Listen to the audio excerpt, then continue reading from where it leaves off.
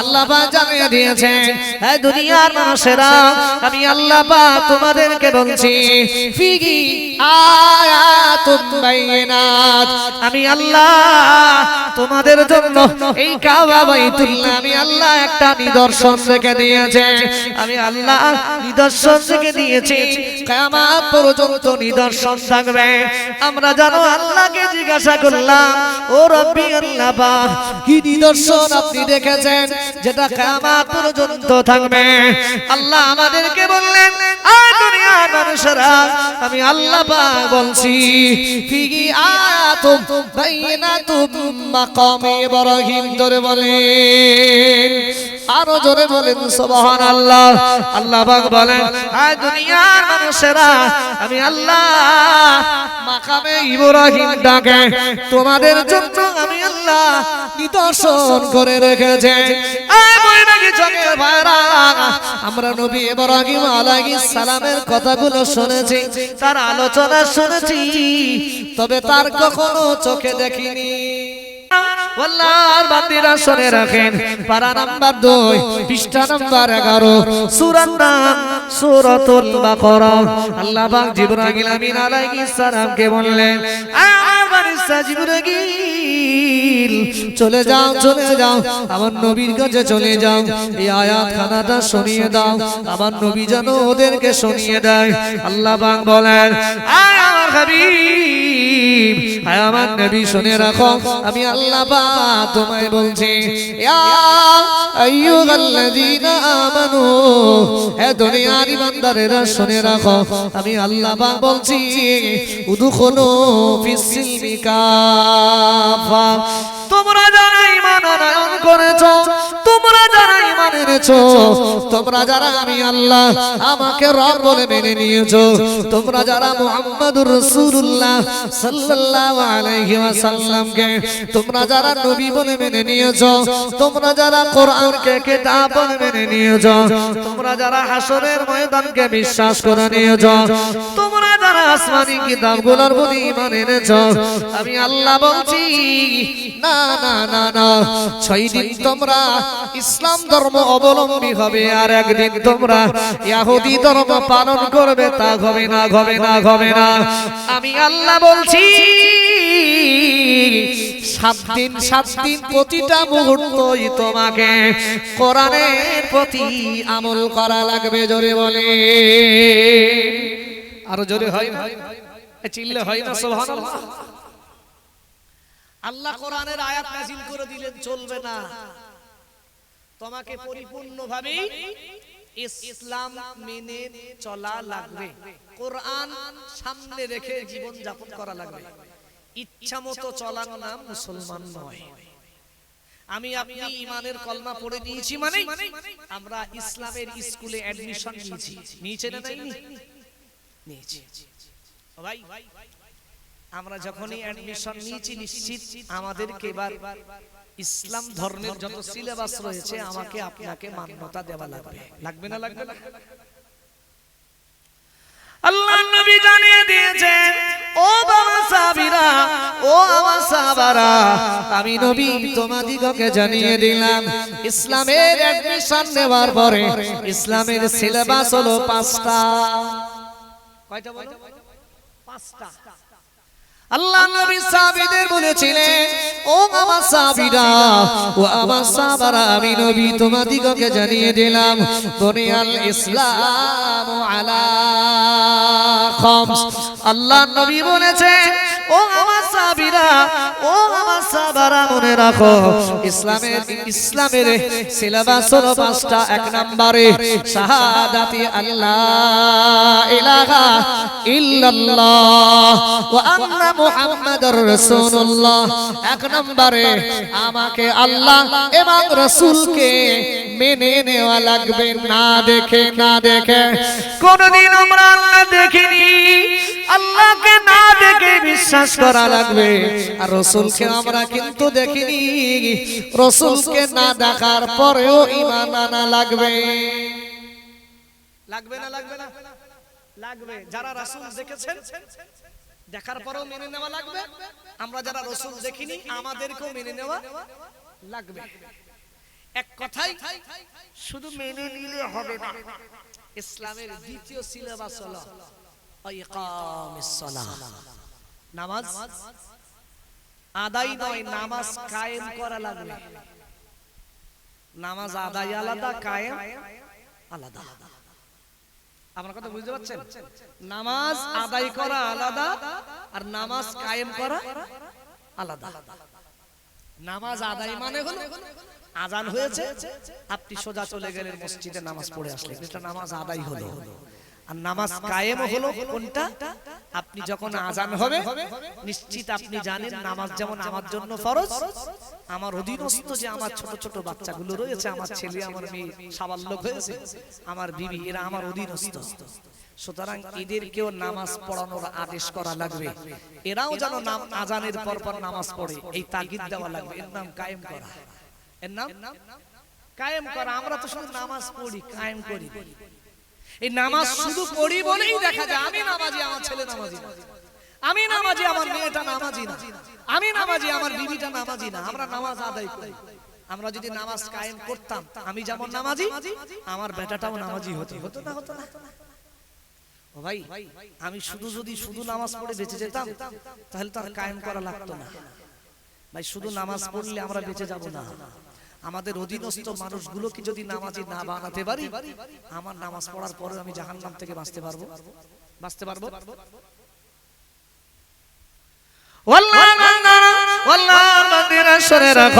আল্লাহ নবী সাহাবীদেরকে জানিয়ে দিয়েছেন, ও আমার সাহাবীরা, ও আমার সাহাবারা, নবী তোমাদিগকে জানিয়ে দিলাম, আল্লাহ নবী বলেছেন আর-রাজুলু রাঈন। আল্লাহ নবী বলেন প্রত্যেকটা পুরুষকে আমার আল্লাহ আলা আহলি বাইতিহি, পরিবারের রক্ষক বানিয়ে দিয়েছে, পরিবারের নেতা বানিয়ে দিয়েছে। একজন গ্রামে যেমন আপনারা ভোট দিয়ে একজনকে প্রতিনিধি বানান, মেম্বার বানান, দুনিয়ার মানুষেরা ওই মেম্বারের যেমন দায়িত্ব রয়েছে, তার অধীনস্থ মানুষের হকের প্রতি খেয়াল করা, অধীনস্থ মানুষের প্রতি যেমন ন্যায় বিচার করা, ইনসাফ করা, কি দরকার কি সুবিধা অসুবিধা যেমন ওই মেম্বারের দেখভাল করার দায়িত্ব রয়েছে। মেম্বার যদি তার অধীনস্থ মানুষদের প্রতি ন্যায় বিচার না করে, ইনসাফপূর্ণ বিচার যদি না করে, নিশ্চিত ওই মেম্বারকে হাসরের ময়দানে আমার আল্লাহ পাকড়াও করবেন।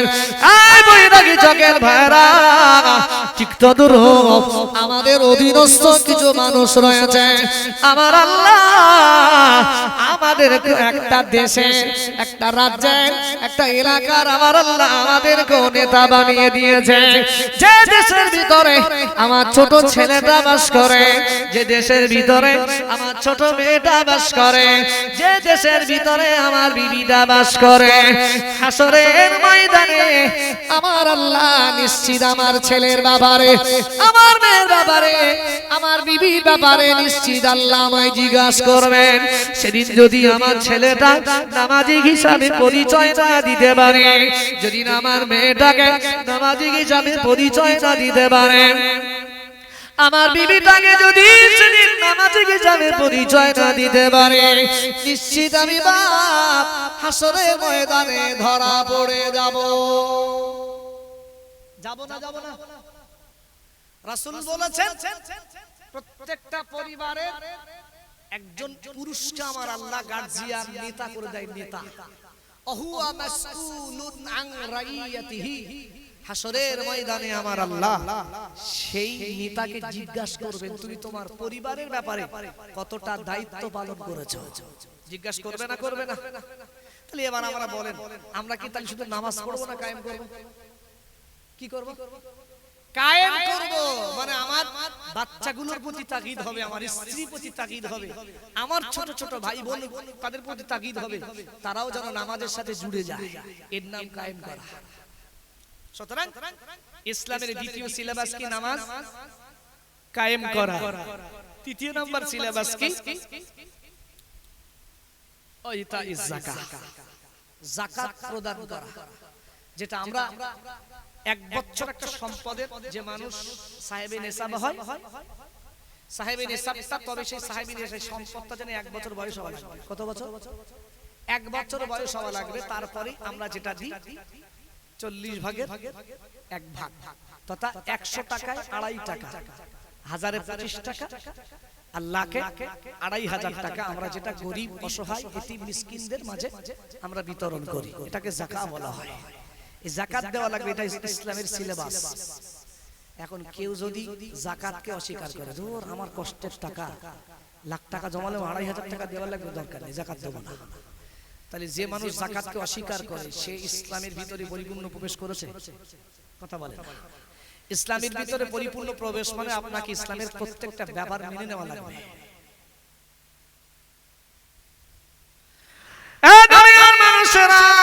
নবী আমার বলেছেন চতুর্থ নম্বরে হলো অসৌমি রমাদান, চতুর্থ নম্বরে হলো তোমাকে আমাকে রমজানের রোজা আদায় করা লাগবে।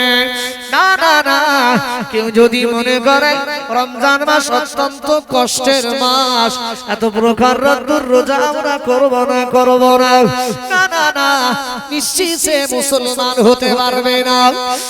দুনিয়ার মানুষেরা, 5ম নাম্বার ইসলামের সিলেবাস হলো আল হজ, হজ আদায় করা, হজ করা লাগবে, এটা হলো ইসলামের 5ম নাম্বার সিলেবাস। দুনিয়ার মানুষেরা হজ আদায় করতে গেলে দেখা যায় মিনিমাম 5 লক্ষ টাকা খরচ। কত টাকা খরচ? 5 লক্ষ টাকা খরচ। এবছরে মানে 3,60,65 এরকম একটা টিকিট আছে। 5 লাখ আমি একটু বেশি বললাম, 3,60,65 আছে। তারপর আপনার কুরবানি আলাদা আছে, আপনার খাওয়া খরচ আলাদা আছে। এবার মনে করুন আপনি যে মদিনায় যাবেন, এই মদিনায় বলেন, মদিনার থেকে আলাদা নিজেরা যদি পার্সোনাল কিছু সাইট সিন করে সেটা আপনাদের খরচা লাগবে। জি ভাই, যেগুলো প্যাকেজে থাকবে, যেগুলো থাকবে না যদি এক্সট্রা করে যান নিজের খরচা করতে হবে। তো দেখা যায় অনেক মানুষ হজ পাকে গেলে একটা বাড়ি দুয়ার মাজলিস, সাবরাসানের মাজলিস করে না, এটা যে করতে হবে এমন বাধ্যতামূলক নেই, তারপরে মানুষ করে যে একটা জায়গায় যাচ্ছি একটু বাড়ি দুয়ার মাজলিস করি, তাতে একটা খরচ আছে না নাই? তো দেখা যায় 4,10-15,000 টাকা নিট খরচ আছে। তারপরে যেটা হবে নিজস্ব কিছু পার্সোনাল টাকা তো নিয়ে যাওয়া লাগবে না? তা অ্যাপ্রক্স মোটামুটি আমি ধরলাম 4.5 লাখ থেকে 5 লাখ টাকা খরচ আছে। এখন কেউ যদি অস্বীকার করে, কি দরকার এত কষ্টের টাকা, একবার ওই 40 দিন ঘুরে আসবো, 5 লাখ খরচ দরকার নেই। 5 লাখ থাকলে দেখা যাবে ওই সামনে কাকদ্বীপের কাছে 2-4 কাঠা জমি হবে, কি দরকার? তা সে আর ইসলামের পরিপূর্ণ প্রবেশ করেছে? কথা বলে না। সে পরিপূর্ণ মুসলমান হয়েছে না। আজ আমার আলোচনা না, যেটা হজের মাস, আল হাজ্জু আশহুরুম মা'লুমাত, হজের জন্য আমার আল্লাহ নির্দিষ্ট কিছু মাস করে দিয়েছেন। মাহে শাওয়াল, জিলকাদা, জিলহজ্জা, এই মাসগুলো হলো হজের মাস। কিসের মাস? হজের মাস। আজ আমার আলোচনা হবে, একেবারে খুব মনোযোগ দিয়ে শুনবেন, হজের আলোচনা শুনবেন, ইনশাআল্লাহ আপনাদের ফায়দা হবে। চলুন, আমার প্রথম কথা, হজ কোথায় করতে যাই? কোথায় করতে যাই বল? আওয়াজ দেন। কোথায় করতে যাই? মক্কা শরীফে, তাই না? মক্কা শরীফে আমরা হজ করতে যাই। ভাই সেখানে কি তাওয়াফ করতে যাই? কাবা। কথা বলে, কাবা তাওয়াফ করতে যাই, তাই না? ভাই আপনারা বলেন কাবা শরীফ না, দেখবেন বাংলাদেশে ওই মাঝে মাঝে ভন্ডরা, মাঝে সোশ্যাল মিডিয়ায় দেখায়, দেখবেন ভন্ডরা না কাবা তৈরি করে আর বলে তোমরা এখানে এসে তাওয়াফ করো, যাদের পয়সা করি না এখানে তাওয়াফ করো, ও হজে না গেলে এখানে তাওয়াফ করলে সওয়াব হবে। ওদের মার বাইরে ফেললি হবে। আল্লাহ বলছেন ইন্না আউওয়ালা বাইতি উদিয়া লিন-নাস, আমি আল্লাহ এই পৃথিবীতে একটা ঘর বানিয়েছি যেটা তোমাদের ইবাদতের জন্য বরকতপূর্ণময় ঘর। যে ঘর দেখলে সওয়াব, যে ঘরের দিকে তাকালে তোমার জীবনের तमाम গুনাহগুলো maaf হয়ে যাবে। যদি বলেন আর যদি হয় না সুবহানাল্লাহ। ভাই পৃথিবীতে অনেক ঘর রয়েছে, আমরা জানো আল্লাহকে জিজ্ঞাসা করলাম, আল্লাহ হজ করতে যাব, কাবা শরীফ তাওয়াফ করতে যাব, ঠিক আছে, তবে কাবা শরীফটা রয়েছে কোথায়? আমরা তো দ্বিধাগ্রস্তর ভিতরে পড়ে যাচ্ছি, আল্লাহ কাবা আছে কোথায়? বাংলাদেশে তো লোক তৈরি করেছে, প্রকৃতপক্ষে আমরা যাব কোথায়? আল্লাহ আমাদের কথার উত্তরে আল্লাহ কোরআন শরীফের ভিতরে কোট করেছেন যে কাবা পৃথিবীর বাংলাদেশে না, যারা করেছে ওরা ভণ্ড। আছে কোথায় জানার দরকার আছে না নাই?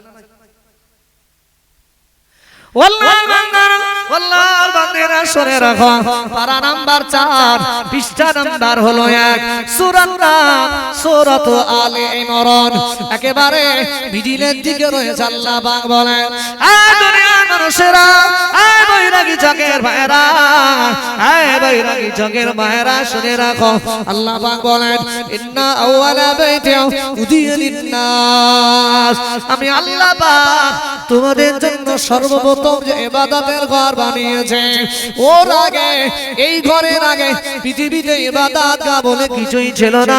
পৃথিবীতে ইবাদতের কোনো জায়গা ছিল না, ছিল না, ছিল না। ইবাদতের উদ্দেশ্যে আমার আল্লাহ সর্বপ্রথম যে ঘর বানিয়েছিলেন, ওই ঘরটা হলো কাবা বাইতুল্লাহ। আল্লাহ পাককে আমরা জানো জিজ্ঞাসা করলাম, ও রব্বি আল্লাহ পাক, ওই কাবা কোথায় রয়েছে, কোথায় রয়েছে, কোথায় রয়েছে?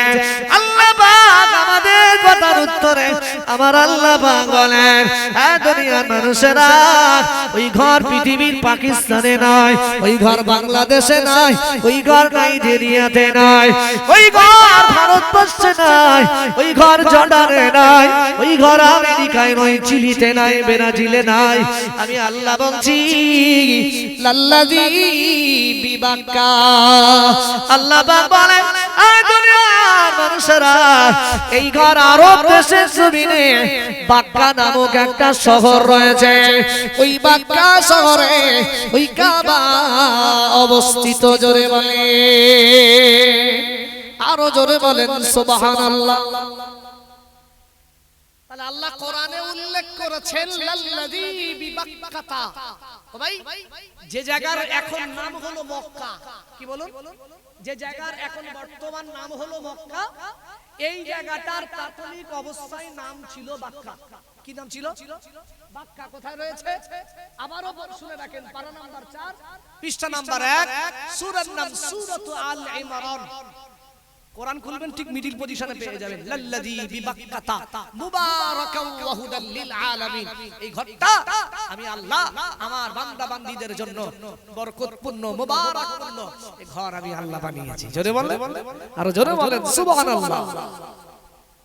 ভাই, কোন হাজী যখন না হজের উদ্দেশ্যে পাড়ি দেয়, ঠিক যখন কাবা শরীফ এমন ভাবে রাখা আছে, এমন ভাবে সাইটের বিল্ডিং গুলো এমন ভাবে করা, আপনি সরাসরি বাইরে থেকে কাবা দেখতে পাবেন না, কোন কায়দায় কাবা দেখতে পাবেন না। আপনি মসজিদে হারাম, যে মানে কাবার চতুর্দিক যে ঘেরাগুলো রয়েছে, যে মসজিদগুলো রয়েছে, ওর ভিতরে ঢুকবেন তাও কাবা দেখতে পাবেন না। কাবাটা নিচে, কিন্তু আবার ওখানে কি দেখে মনে হবে যে না, কাবা সবার মাঝখানে উঁচুতে, এমন পজিশনে করা আছে। আপনি ভিতরে ঢুকবেন, দেখতে পাবেন না। সেখান থেকে আবার সিঁড়ি নিচের তলায় নামতে হবে, নামার পরে তখন আপনি দেখবেন আপনার সামনে সামনে ফেস টু ফেস কাবা। ভাই, রাসূল বলেছেন, কোন মানুষ যখন ফার্স্ট কাবা দেখে, ফার্স্ট কাবা দেখে, কাবা দেখার সাথে সাথে যে দোয়াটা করে, ওই দোয়াটা আল্লাহ শাহী দরবারে কবুল হয়ে যায়। জোরে বলে, আর জোরে বলেন সুবহানাল্লাহ। আর কাবা দেখলে যে দোয়া করবেন কবুল হয়ে যাবে। আর কাবা দেখার সাথে সাথে আমার আল্লাহ তার জীবনের গুনাহগুলোকে সব maaf করে দেয়। জোরে বলে, আর জোরে হয় না সুবহানাল্লাহ। ভাই, এই কাবা শরীফ, আল্লাহু আকবার, এখানে কেউ হজ পাকে গিয়েছেন? কেউ যায়নি? তাহলে আমরা নামাজ পড়ি, এই যে মসজিদ হবে আপনাদের, বলে একটা কিবলা নির্ধারণ করা হবে না? হবে না? হবে তো। আমরা এখনো, যেহেতু আপনারা কেউ এখনো হজ পাকে যাননি, তাহলে নিশ্চয়ই কাবা দেখার সুযোগ এখন হয়নি। তাহলে যে কাবা না দেখে কিবলা মনে করে নামাজ পড়ি, এতেই যদি আমাদের মনে এতটা শান্তি লাভ করি, তাহলে যদি আমরা সরাসরি কাবার সম্মুখে রেখে, কাবার সামনে রেখে যদি নামাজ পড়ি, সেই নামাজ পড়ে আমাদের প্রশান্তি লাভ হবে না? হবে না? কথা বলে, এর মজা আলাদা হবে না? আল্লাহ আমাদের সকলকে যেন কাবা বাইতুল্লাহ হাজির হওয়ার সুযোগ করে দেন। বলেন আমিন। আর জোরে বলেন আল্লাহুম্মা আমিন।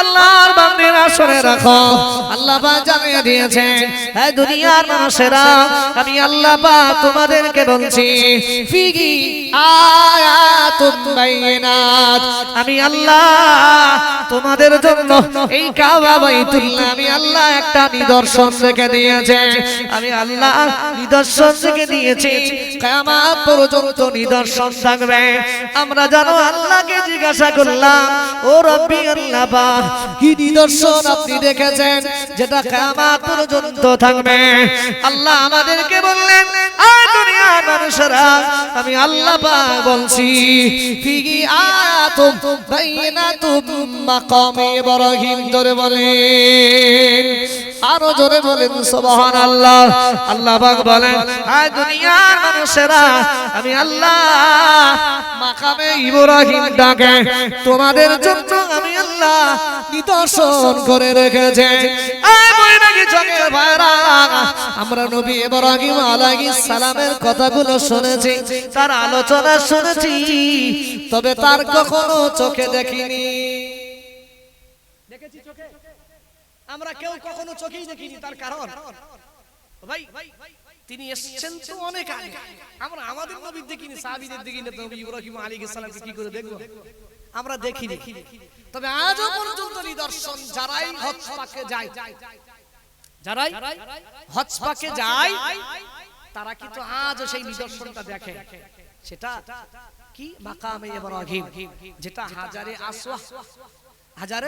আসওয়া যেখান থেকে মানুষ তাওয়াফ শুরু করে ঠিক তার পরের কোণ তার পরের কোণ কি ভাই একটা হলো মানে কাবার চারটে কোণে চারটে নাম আছে বুঝতে পারলেন কি বলেছি একটা হলো হাজারে আসওয়া তার পরের কোণটা হলো আপনার রুকনে ইরাকি তার পরের কোণটা হলো রুকনে শামি পরের কোণটা হলো রুকনে ইয়ামিন বুঝতে পারলেন আমার কথা ঠিক হাজারে আসওয়াতের পরের কোণটা যেটা রুকনে ইরাকি ঠিক ওই কোণ বরাবরই এখন বর্তমানে ভাই মাকামে ইব্রাহিমটা রয়েছে এই মাকামে ইব্রাহিমটা আগে না কাবার দেয়ালের সাথে লাগানো ছিল হযরত ওমর রাদিয়াল্লাহু আনহুর খিলাফতের সময় যখন কাবায় মানুষের ঢল নামতে লাগলো অনেক লোক হলো তখন না কাবা তাওয়াফ করতে অসুবিধা হতো এই মাকামে ইব্রাহিম থাকার কারণে সেই পিরিয়ডে মাকামে ইব্রাহিমকে একটু সাইডে সরিয়ে দিল